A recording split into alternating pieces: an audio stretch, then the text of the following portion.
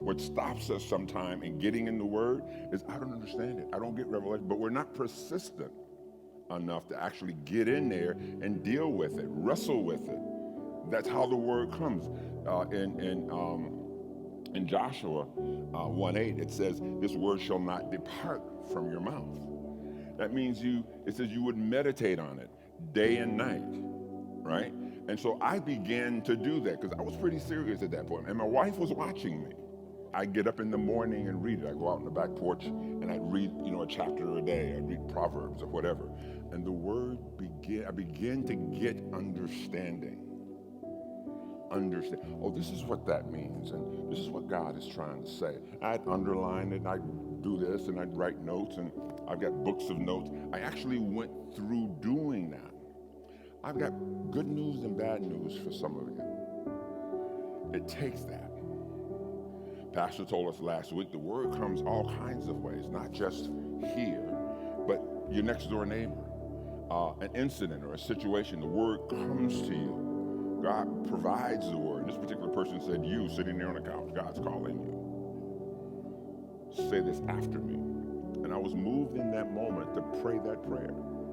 I don't know why, but I was ready to receive at that point from any source. I'm sitting on by myself in the living room, watching TV, channel surfing, and just as I got to this channel, the man said, "You sitting on the couch, God is calling you.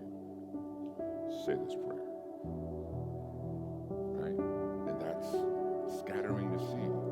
Now sometimes we say, "Well, I don't know if I can ever be good ground. I'm just talking about me. I don't just look at me. Nobody will know I'm talking to you."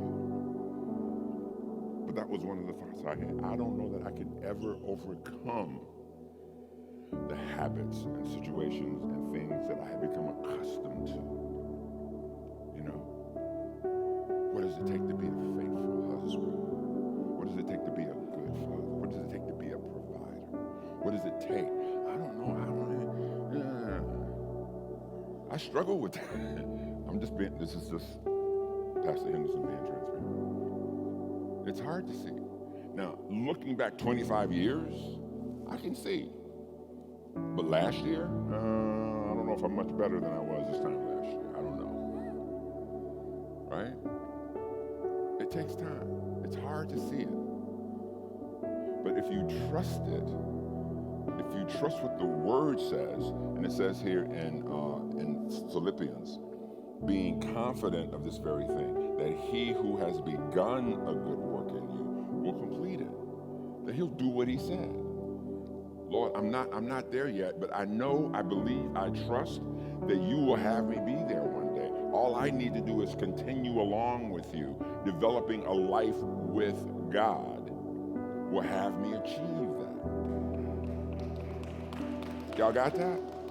He talks about if you got the faith of a mustard seed, the tiniest seed that there is, right? It grows up to be one of the most biggest abundant trees possible, right? But the seed itself is so tiny. It's so tiny. And from that, he can grow something like a mustard seed tree, if that's what you call it, right? So if you look at yourself right now and say, "Well, I got that."